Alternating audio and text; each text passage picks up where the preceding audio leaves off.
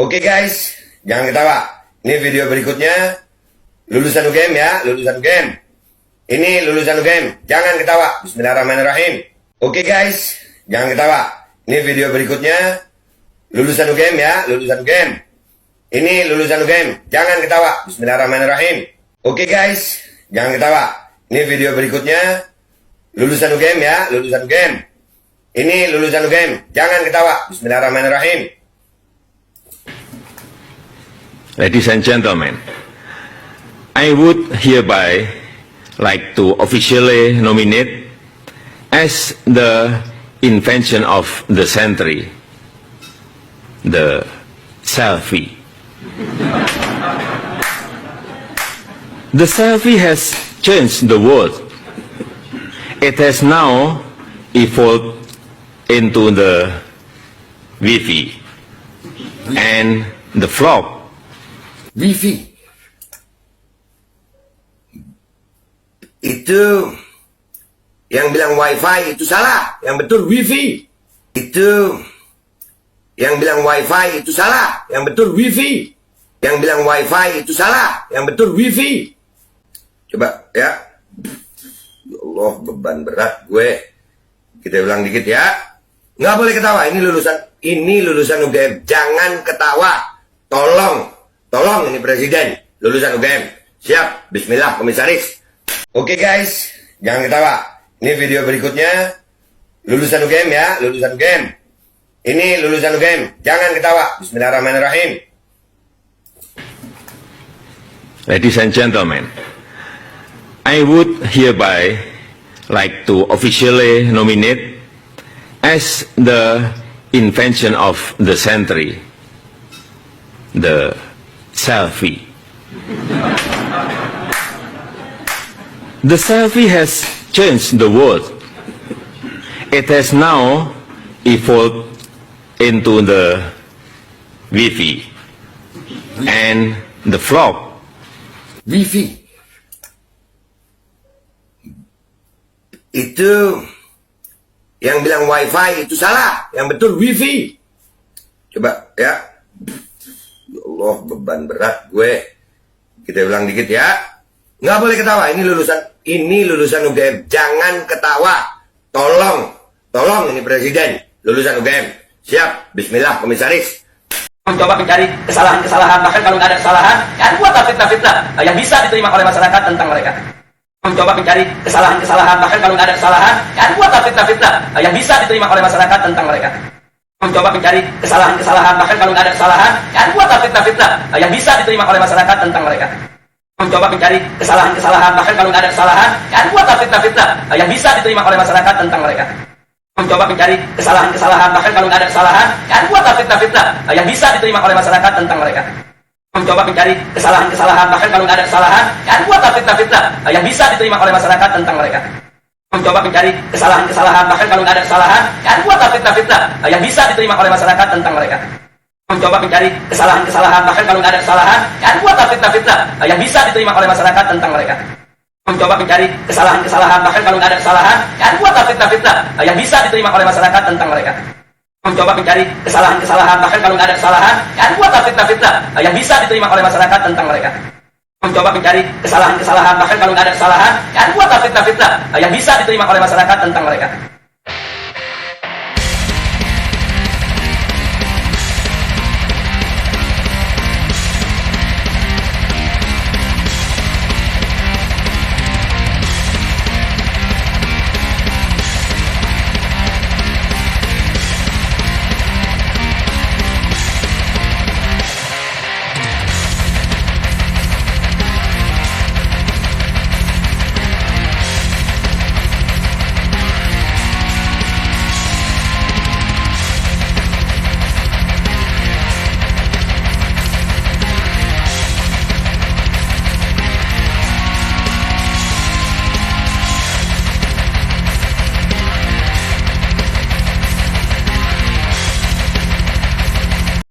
Assalamualaikum warahmatullahi wabarakatuh. Om Swastiastu, Namo Buddhaya, salam kebajikan, salam rahayu, selamat datang, selamat berjumpa lagi bersama Gus AA dalam channel Tanda Tanya Politik, semakin gila semakin asik.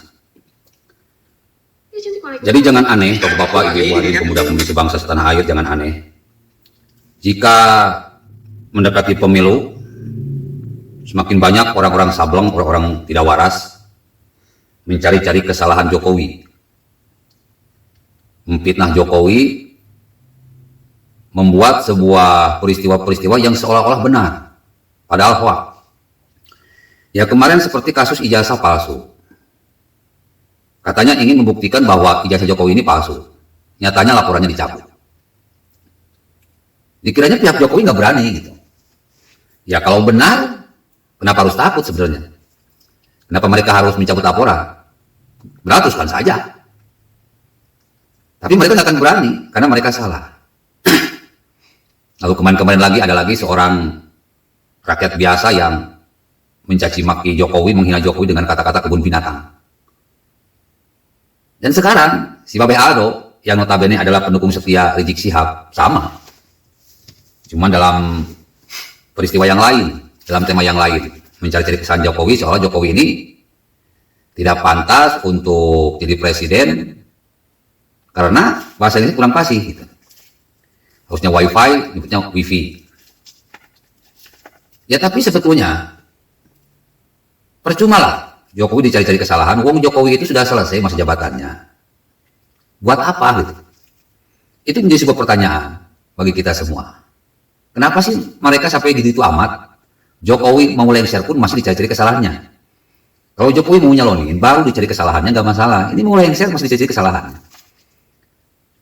Ternyata ada sebuah alasan. Yang kenapa Jokowi mau lengser aja disebut atau dicari-cari kesalahannya. Mari kita bahas dengan seksama, dengan tenang, dengan nyaman. Saya akan coba bongkar. Ada apa sih? Kok mereka para pembenci Jokowi itu tidak henti-hentinya menjelek-jelekan Jokowi. Bahkan sampai mau lengser pun, mereka masih saja menghina, merendahkan, menjelek-jelekan Jokowi. Oke, berikut ini saya akan coba untuk explore dari awal sampai akhir. Ya karena masa ini masa serius, harus kita ketahui bersama. Oke, selamat menyaksikan. Ibu bapak hadirin pemuda-pemudi sebangsa setanah air dimanapun kalian berada dari Sabang sampai Merauke, dari dalam Indonesia hingga keluar Indonesia yang berbeda suku agama, ras dan golongan. Runtuhnya kejayaan Soeharto yang sudah berkuasa selama 32 tahun adalah merupakan sebuah peristiwa yang sangat dinanti-nantikan oleh seluruh rakyat Indonesia sejak lama. Karena rejim Soeharto ini rejim yang sangat kejam, otoriter. Dwi-fungsi ABRI adalah sebuah konsep yang paling dominan di era itu. Jadi semua jabatan-jabatan penting dari RT, RW, lurah, camat, wali kota, bupati, gubernur, menteri-menteri, BUMN semuanya dikuasai oleh ABRI. Ya, karena Soeharto kan ABRI juga. Presidennya ABRI, semuanya ABRI semua.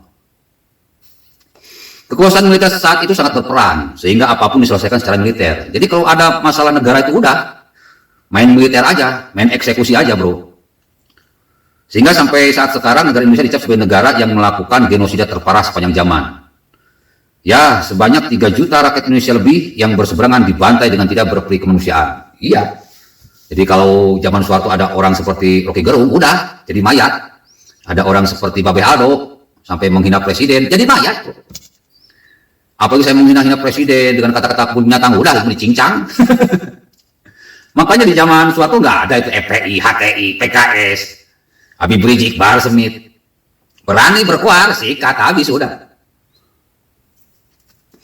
Makanya kalau mereka disebut pejuang Islam, bohong. Mereka itu bukan pejuang Islam, pejuang perutnya sendiri. Saya mah sudah tahu dari dulu juga bro. Dan mereka itu ketika Soeharto lengser, baru pada berdiri. Cuma satu partai yang berani tempur zaman Orde Baru itu yaitu PDI. PDI itu partai yang paling dibenci oleh Orde Baru, dan PDI merupakan satu-satunya partai yang memang berani mengkritisi era Orde Baru. Jadi zaman dulu belum ada itu Nasdem, itu belum ada. Nasdem masih jadi tai. PAN belum ada, PKS belum ada, Gerindra nggak ada, P3 ada, cuma P3 lebih lembut, nggak berani mengkritik. PKB belum ada. Pokoknya satu-satunya partai yang paling eksis dari zaman Orde Baru hingga sekarang itu ya PDIP. PDIP dengan Megawatinya. Kita tentunya tidak ingin mengalami era ini, dan kita akan berjuang dengan sekuat tenaga agar rejim Soeharto atau rejim Orde Baru ini tidak muncul lagi. Ngeri bro. Kalau rejim Orde Baru muncul, ngerinya kebangetan. Dan ternyata setelah diselidik, Anies Baswedan ini dijadikan boneka untuk kemunculan Orde Baru yang lebih baru. Jadi hati-hati, di belakang Anies Baswedan Orde Baru. Kita harus berjuang bagaimana caranya supaya Orde Baru tidak muncul lagi. Ngeri bro, pokoknya ngeri. Kalau pengen tahu seperti apa Orde Baru, lihatlah Korea Utara. Nah kayak gitulah, kita itu dikekang. Pokoknya serba terbatas, serba tidak boleh. Itu Orde Baru. Kekuasaan abu dikuasai oleh rejim. Serem banget. Janganlah ya, buat para pemuda nih hati-hati. Jadi Anies Baswedan ini bonekanya Orde Baru. Kemunculan seorang Jokowi saat itu sebagai wali kota Solo sangat menggemparkan. Seorang pemimpin yang lahir dari rakyat dan bekerja dengan kesungguhan untuk rakyat telah lahir dan disambut gembira oleh semua rakyat Indonesia dari Sabang sampai Merauke. Iya, kita dulu dikagetkan dengan kemunculan seorang Jokowi yang dari rakyat, dipilih rakyat dan berjuang untuk rakyat. Jadi Jokowi itu antitesisnya Anies Baswedan, betul. Karena Jokowi pro rakyat, Anies Baswedan itu pro Orde Baru. Karena di belakangnya ada Cikeas, Cendana, Kala Bakri, itu udah nggak aneh. 2 periode Jokowi terpilih sebagai wali kota Solo dengan prestasi yang diacungi jempol, membuat semua pihak menghendaki Jokowi untuk ikut pilkada DKI di tahun 2012. Model kepemimpinan berusukan yang dipertunjukkan oleh Jokowi selama di Solo membuat cemburu rakyat Jakarta dan menginginkan Jokowi diboyong ke Jakarta untuk menyelesaikan semua persoalan di Jakarta yang tidak pernah selesai. Iya. Jadi ketika itu Jokowi itu bikin bikin cemburu rakyat Jakarta, tidak hanya rakyat Jakarta, bahkan seluruh rakyat Indonesia. Karena ada sebuah tipe kepemimpinan yang aneh, yang tidak lazim ketika itu, yaitu berusukan. Berusukan itu merupakan sebuah tipe kepemimpinan yang aneh. Dan ternyata sukses, berhasil. Jokowi membangun kota Solo 2 periode menjadi kota yang benar-benar pro rakyat dan pembangunannya pun pesat. Nah, rakyat Jakarta bahkan rakyat Indonesia itu ingin Jokowi ini jadi gubernur DKI, bahkan kalau perlu jadi presiden. Dan semua keinginan yang diinginkan oleh rakyat saat itu sekarang sudah terwujud dan hasilnya sudah bisa kita lihat. Keinginan rakyat ini sambut gembira dan sukacita. PDIP dan Gerindra mengusung Jokowi Ahok sehingga akhirnya menang telak dan sesuai dengan prediksi para pengamat. Iya, Ahok seorang yang hebat, yang pro rakyat, berasal dari warga keturunan non-muslim. Jokowi dari rakyat. Jadi pasangan Jokowi Ahok ini adalah pasangan Bhinneka Tunggal Ika terhebat. Ketika memimpin gubernur dan wakil gubernur, dua-duanya memang hebat. Cuma dalam waktu 1 tahun, perkembangan Jakarta luar biasa, jauh 1000% dari era-era sebelumnya. Makanya saya dulu pernah menginginkan kalau Jokowi ini jadi presiden bersama Ahok, wakil presiden. Cuman Ahoknya dijegal oleh Rizik Syihab, Bahar Smith, dan kawan-kawan. Akhirnya nggak jadi deh. Beberapa bulan menjabat sebagai gubernur DKI saja, benar saja kerja dari Jokowi memang sangat fantastis dan membuat perubahan yang sangat signifikan. Terutama masalah banjir, kemacetan, perumahan, pengangguran. Iya banjir bro. Itu gorong-gorong dibersihkan, dikeruk, diperlebar. Pokoknya TOP BGT wow banget, pas banget. Normalisasi sungai, itu model penanggulangan banjir era Jokowi dan sukses. Beda dengan naturalisasi sungai era Anies Baswedan yang amburadul, acak-acakan kayak tai. Kerja hebat 1 tahun membuat semua pihak berhalusinasi. Bagaimana ya seandainya Jokowi sebagai presiden? Tentunya semua permasalahan yang tak pernah selesai di negara ini akan mampu dibereskan oleh Jokowi seperti dia mampu membereskan semua permasalahan di Solo dan di Jakarta. Iya. Cuma dalam beberapa tahun saja Jokowi ini bisa menjadi seorang pemimpin idaman rakyat Indonesia. Jadi kalau kata si Babe Alo Jokowi ini bodoh, enggak juga bro. Untuk menjadi pemimpin ini adalah orang, kita kalau mencari pemimpin itu harus cari yang benar-benar bisa kerja. Kalau masa bahasa Inggris kurang bagus ya nggak masalah. Karena itu cuma bumbu. Yang terpenting itu bisa kerja nggak? Bisa menghadapi masalah dan menyelesaikan ribuan masalah yang ada di Indonesia. Itu yang terpenting. Jadi kalau dicari-cari kesalahan Jokowi ini tidak bisa bahasa Inggris, menurut saya Soeharto juga nggak bisa bahasa Inggris. Nggak ada yang berani mengkritik. Makanya dalam pidato-pidatonya itu Soeharto baik di PBB atau dimanapun pakai bahasa Indonesia, nggak pernah pakai bahasa Inggris. Jadi masalah bahasa ini nggak perlu perdebatkan. Calon pemimpin itu yang penting bisa kerja. Dan Jokowi telah membuktikan kerja dan sukses.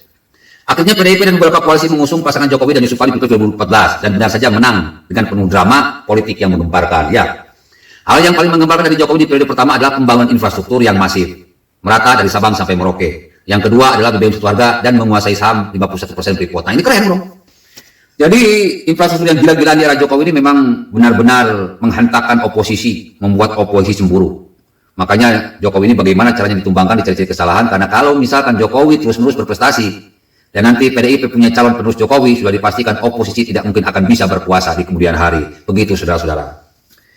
Prestasi Jokowi di periode pertama ini jelas membuat gempar, tidak hanya di dalam negeri tapi juga di luar negeri. Padahal selama kepemimpinan Jokowi di periode pertama banyak sekali gangguan berupa demo berjilid-jilid pada kasus Al-Maidah, tetapi Jokowi tidak terganggu sedikit pun. Iya, Ketika di awal kepemimpinan Jokowi terus-menerus digempar-gempurkan dengan demo berjilid-jilid dengan isu Al-Maidah 51. Tapi sayang, meskipun diganggu, Jokowi tetap membangun dan hasilnya bisa kita lihat sendiri. Ini luar biasa Jokowi. Meskipun diganggu dengan demo berjilid-jilid, Jokowi tidak terganggu sedikit pun. Wow banget. Pilpres 2019, Jokowi menang lagi. Setelah berpasangan dengan Kiai Haji Maruf Amin, pembangunan infrastruktur tetap saja menggila. Padahal dihantam oleh COVID-19 selama 2,5 tahun. Tetapi perekonomian termasuk ke dalam yang terbaik dunia. Ya, perekonomian di era Jokowi ini merupakan perekonomian yang terbaik di seluruh dunia.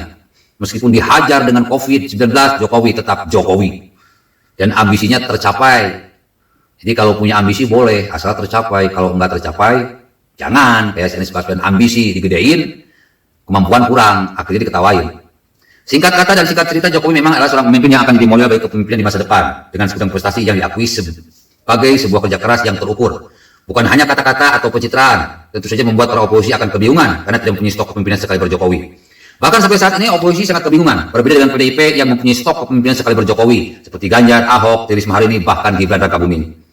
Nah, jadi koalisi-koalisi atau partai-partai yang ada di Indonesia selain Jokowi ini nggak punya calon pemimpin, tidak bisa melahirkan pemimpin hebat sekaliber Jokowi. Jadi partai-partai cuma menghabiskan duit rakyat saja. Beda dengan PDIP, bisa melahirkan calon-calon pemimpin sekaliber Jokowi. Jadi kalau misalkan Jokowi lengser, sudah ada penggantinya. Ada 4 malah, Ganjar, Ahok, Risma hari ini, bahkan Gibran. Dari keempat stok pemimpin yang dipunyai oleh PDIP ini, jelas Ganjar sebagai Gubernur Jawa Tengah saat ini adalah merupakan sosok paling pas untuk meneruskan estafet kepemimpinan di masa depan. Dan pasti bahkan dipastikan Ganjar mempunyai nilai yang sangat tulus sebagai orang yang akan mengusung Jokowi. Ya, Ganjar ini punya kemiripan dengan Jokowi, suka belusukan, dekat dengan rakyat, mampu berkomunikasi, dan konsepnya sama, kerja. Jadi sudah dipastikan orang yang paling berpengalaman untuk mengurus negara ini ya, selain Jokowi ya, Ganjar Pranowo. Oposisi gak punya sosok kepemimpinan sekaliber Jokowi, maka salah satu cara yang harus dilakukan adalah bagaimana supaya citra Jokowi hancur dan dibenci oleh rakyat. Nah ini, karena iri tidak mampu melahirkan seorang pemimpin yang hebat, maka mereka menghancurkan citra pemimpin hebat yang bernama Jokowi. Jadi jangan aneh, kalau orang baik pasti dijahati. Jokowi orang baik, makanya dijahati oleh Rizik Syihab dan kawan-kawan, Babe Alu dan kawan-kawan. Jangan aneh lah. Memang strategi mereka seperti itu. Jadi jangan aneh kalau akhir-akhir ini banyak sekali para pembenci dan pemfitnah Jokowi yang bermunculan, baik di kalangan elit maupun rakyat, baik di media online maupun televisi. Karena jika Jokowi dibiarkan tetap baik di mata rakyat, jelas akan mendapatkan keuntungan adalah Ganjar Pranowo. Dan ini sangat tidak diinginkan oleh oposisi. Ya, jadi kalau misalkan Jokowi terus dibiarkan berprestasi, terus Jokowi nunjuk Ganjar Pranowo, sudah habis semua. Presiden berikutnya jelas adalah Ganjar Pranowo. Meskipun Ganjar Pranowo tidak punya prestasi hebat Jokowi, tetapi prestasi Jokowi bisa dipakai, didagangkan di Pilpres 2024. Dan sudah dipastikan Anies Baswedan pun kalah. Karena kita mencari sosok yang seperti Jokowi. Dan sosok yang seperti Jokowi itu hanyalah Ganjar Pranowo. Jadi Bapak Ibu hadirin pemuda-pemudi sebangsa setanah air dimanapun kalian berada. Jangan aneh. Kenapa Jokowi mau lengser tapi masih dicari kesalahan? Karena kalau dibiarkan Jokowi berprestasi, terus baik di mata rakyat, sudah dipastikan jatah kekuasaan yang diinginkan oleh oposisi tidak akan mereka dapatkan. Jatah kekuasaan sudah jelas akan berpindah kepada Ganjar Pranowo, akan terus dipegang oleh PDIP sebagai pemenang pemilu. Karena memang rakyat saat ini tidak membutuhkan partai, membutuhkan sosok. Sosok yang paling diteladani oleh rakyat adalah Jokowi. Maka siapa yang bisa meneruskan Jokowi? Ya lihat cara kerjanya, visi-misinya seperti apa. Anies Baswedan tidak sanggup meneruskan kerja Jokowi. Yang paling punya kemiripan cara kerjanya, cara memerintahnya dengan Jokowi adalah hanya Ganjar Pranowo. Untuk menjegal Ganjar Pranowo, maka bagaimana caranya citra Jokowi dijelek-jelekan agar dibenci oleh rakyatnya. Jadi untuk-untuknya ke sana. Kalau Jokowi hancur, Ganjar Pranowo pun hancur. Kalau Jokowi sukses, Ganjar Pranowo 2024 pasti sukses juga. Assalamualaikum warahmatullahi wabarakatuh.